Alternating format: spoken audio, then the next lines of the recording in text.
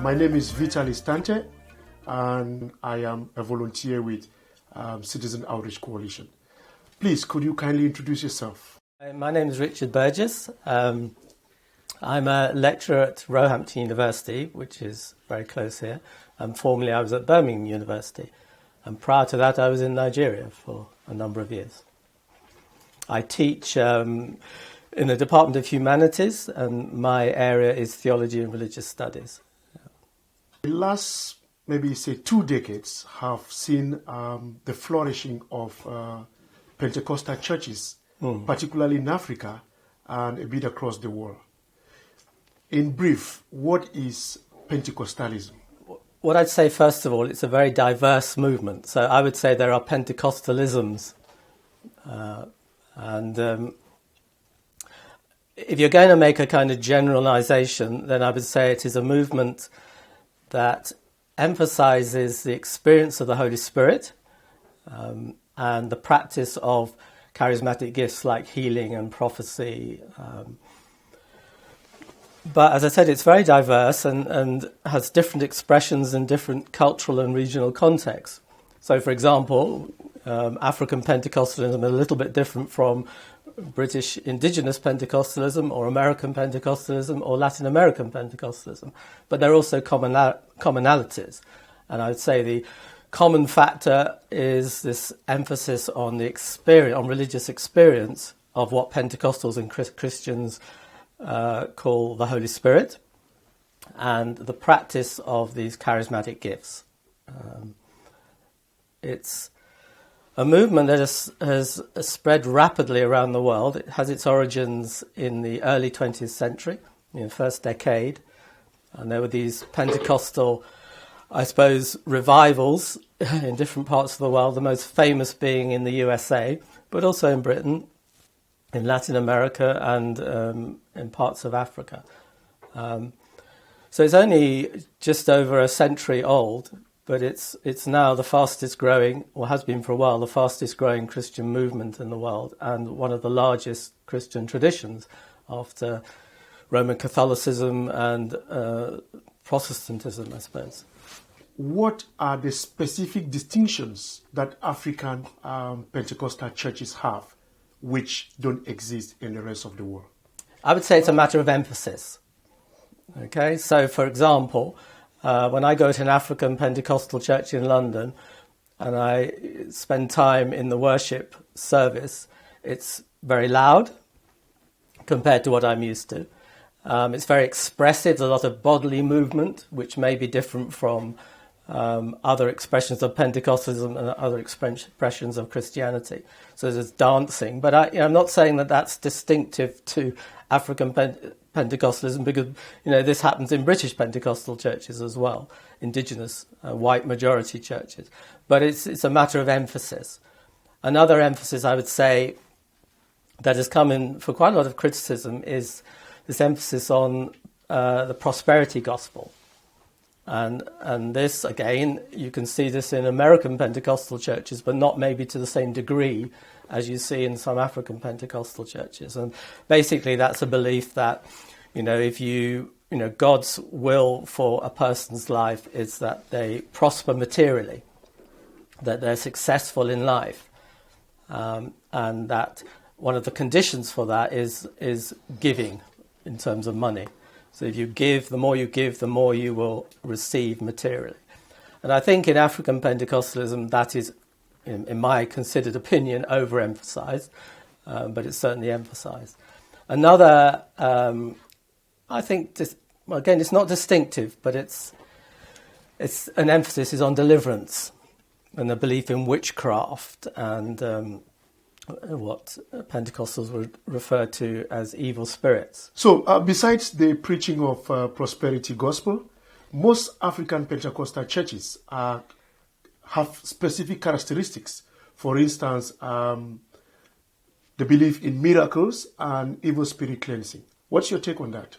Well, as a researcher, I always want to understand this from the perspective of the people concerned.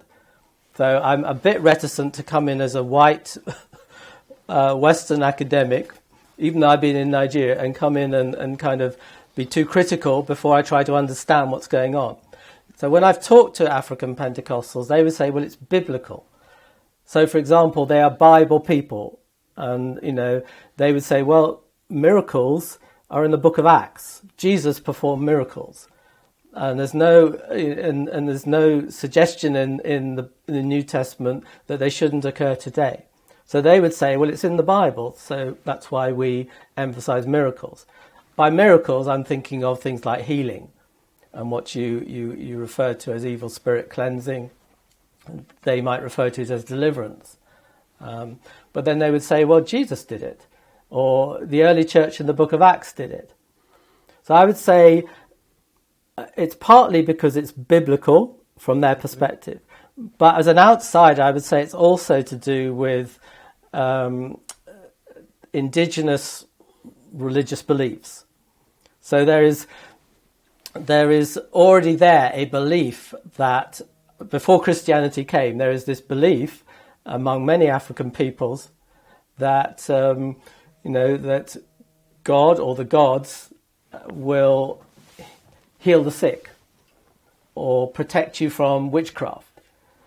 And so Pentecostalism resonates, some of these Pentecostal practices like healing, like miracles, resonate with indigenous religious beliefs and worldview. If I asked an African Pentecostal, why do you pay tithe? They would probably say, well, it's in the Bible. And, they could point me to various passages in the Bible that tell God's people to pay tithe. Paying tithes is paying 10% of your income. And there's expectation that if you pay your tithe, and this again, they would point me to various biblical passages, there's this expectation that if you pay your tithe, God will bless you, materially particularly, but in other ways as well. So if you go to an African Pentecostal church, invariably there will be this expectation that if you need to pay a minimum of a tithe, and if you don't, you will not be blessed by God. Now, so I'm not sure that so much relates. Well, it relates to prosperity gospel, of course. Tithing is very much part of the prosperity gospel. But it seems to me, for example, if you go to, I've been to many of these Sunday worship meetings in African Pentecostal churches, and when the time for giving comes, and every church has a period, when you offering time, yes. They will say offering time, blessing time. That's quite a common refrain. And what they mean is the more you give, and that includes tithing, the more you will receive from God in terms of blessing. And so there is this belief that the more generous I am, the more I give towards the church or towards the pastor or towards mission in general, the more God will give me back in terms of financial blessing. Personally speaking, I think there's some issues around biblical hermeneutics here, because I don't see it in the New Testament.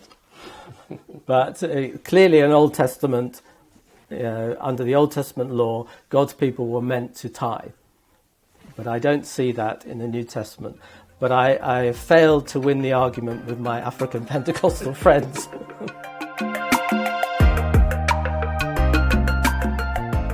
If there is such a thing as a fake miracle, it means that there are real miracles as well. I think there is... I don't know if you've heard of the film The Good, the Bad and the Ugly. Yes, of course. I would say that sums up the Pentecostal movement. There is the good, and I see a lot of... I've talked about some of the good, some of the good work churches are doing in society, using this money raised through tithing or whatever for the good, the common good. That's right. So there's the good. There's the ugly, which, I'm neutral about, but it's not, I don't particularly like as a... And maybe that's cultural, but there are things that I don't particularly like, but I see them as neutral. But then there's the bad. And I think there are certainly pastors who are using this to manipulate and to grow rich at the expense of their poorer members. And in terms of miracles, I've certainly heard stories. I I hesitate to criticise in the sense that I wasn't there, but I've certainly heard stories of fake miracles where, they're using this to manipulate the people, and it's often accompanied by appeals for money.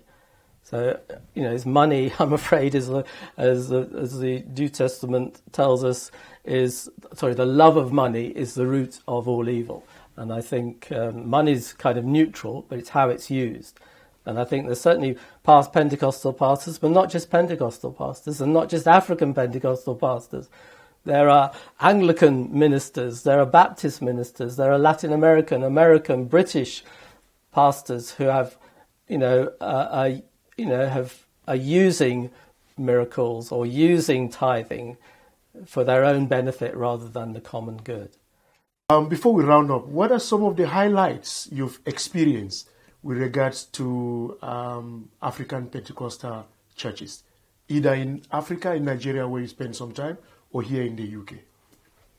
Well, I think when I think about my little experience back in Nigeria with African Pentecostal churches, is the hospitality I received as a outsider, as a white man. The welcome and both as a researcher, but also when I was working out there, just this sense of hospitality, and I think that's partly African culture. There's I remember when I was doing research in Lagos, which is a difficult city to do research in. It's a nightmare. The people that I didn't really know would drive me around, would look after me, take care of me, because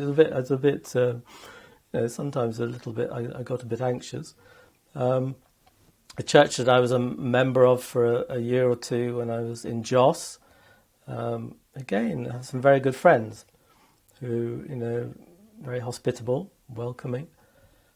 In Birmingham, when I was a member of this Redeemed Christian Church of God again, had some good friends. So I think, I don't think this is necessarily just an African characteristic, but I think it's partly African, is this sense of community. And I think going back to, which maybe I haven't emphasised enough, about the appeal of African churches in this country is partly they provide social support for African migrants.